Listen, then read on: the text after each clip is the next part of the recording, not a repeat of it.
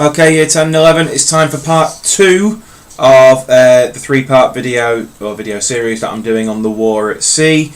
In this video, I'm going to be talking about the Battle of Jutland, as I said yesterday.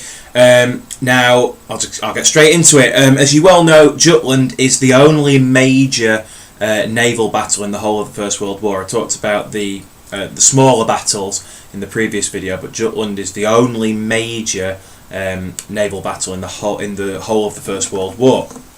The dates of the Battle of Jutland, in case you've forgotten, it begins on the 31st of May 1916 and goes into the 1st of June 1916. The fighting lasts for about 2 days.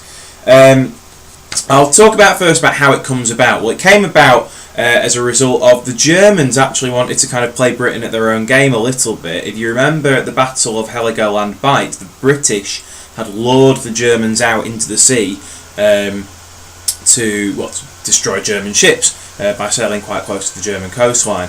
The Germans were actually trying to do this themselves now. They were trying to actually lure the British into the North Sea, into the wide open sea, and take out a big chunk of the British Grand Fleet, because remember, the Germans were actually very scared of taking on the entire British fleet because it's massive. So they actually want to take out a chunk of it so that obviously there's less ships to take on in the future. So the plan is that they're going to send their smaller, faster ships towards the British Grand Fleet. The British will then go, get after them. We'll sail after these German ships into a trap, basically, because the entire German fleet will be there waiting for the British fleet. And then obviously they'll take out some British ships. That's the plan of the Germans. Unfortunately for the German Navy, or for the Germans, the British once again intercepted these radio signals, so they knew what the Germans were planning. So they actually managed to find a way around part of the trap that had been set, because actually part of the plan was that as the British were going to chase the Germans would have a load of U-boats waiting for the British ships to take out some of them as they were sailing towards the German fleet as well. And the British actually were able to get past that trap because they knew the German plan, because they knew what was coming. And all this leads to a running battle at Jutland, which is just off the coast of Denmark. The entire British fleet goes to take on the German fleet, and you end up with 250 Navy ships involved in this battle. There are 151 on the British side and 99 on the German side. It's a massive battle, humongous. Compared to the battles that I talked about in the previous video, this is absolutely beyond any other scale. So, as I say, it's basically a 2-day battle involving 250 ships, 151 British and 99 German ships off the coast of Denmark at a place called Jutland. 2 days of fighting. Well, what happened? Well, here we go. The results of the Battle of Jutland. Got them here written on a bit of paper for you. I'll leave it up there so you can all see it. The results are, after 2 days of fighting, or almost 2 days of fighting, Germany lost 2,500 men. That was killed. There were a further 500 injured, if I remember correctly, and 11 ships. Britain lost 6,000 men. Again, 6,000 killed. There were more injured. And 14 ships. Now, both sides claimed victory. Now, you should know this already, but I'll tell you anyway. Why do they claim victory? Well, the British claimed victory because it's the Germans who had actually sailed away. Okay, so after the fighting was over, or towards the end, the German fleet were the fleet that basically sailed back home. So the Germans had fled the battle.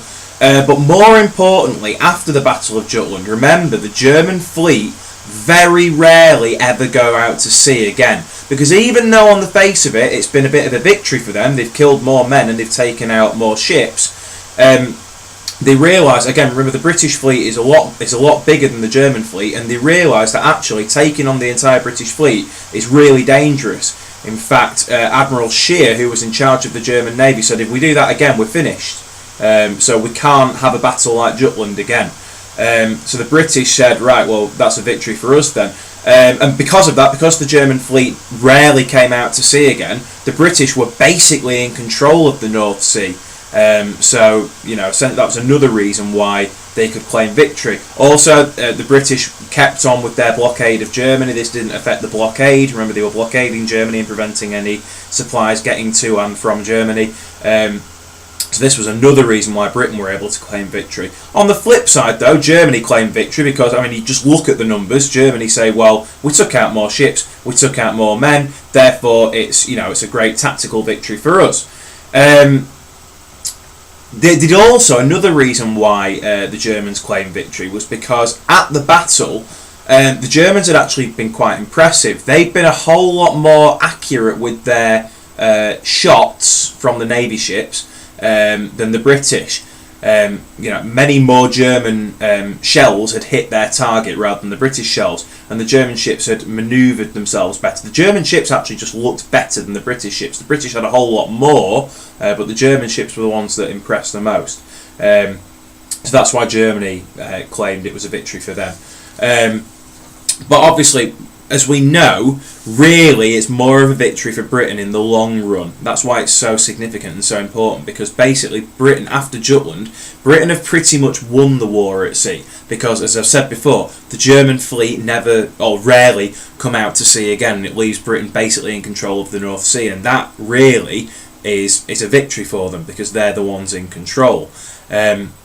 So that's one reason why it's significant. Another reason why it's significant, and I'll come on to this in the third video when I talk about U-boats, is because the German fleet rarely ever go out to sea again, the Germans then start to rely on, in terms of the war at sea and the Navy battles, they tend to rely on now unrestricted U-boat warfare, which they've used in the past, and then they've paused it soon after the Lusitania disaster that we know about. Germany then relaunch unrestricted U-boat warfare, and again, as we know, this eventually leads on to the US entry into war, but I'll talk more about that in the next video, because the next video I want to focus on U-boats, what they were, how they worked, why they were important, and how Britain and the Allies tried to combat them. But that's what I'm going to talk about in video 3. So I hope, not a particularly long video, but I hope that clears up any issues that people were having with Jutland. Hopefully that's reminded you of some of the key facts and figures and why it's so significant in the war at sea and the war as a whole. So as I say, I hope that's cleared up some issues there on Jutland. I'll try and get video 3 uploaded before the end of the week on U-boats. Once again, I'll leave the comment section open below if you have any requests for any further videos on the First World War topic between now and your exams, both Year 10 and Year 11, so make sure you leave a comment if you've got any requests for any future videos. But other than that, I will see you soon.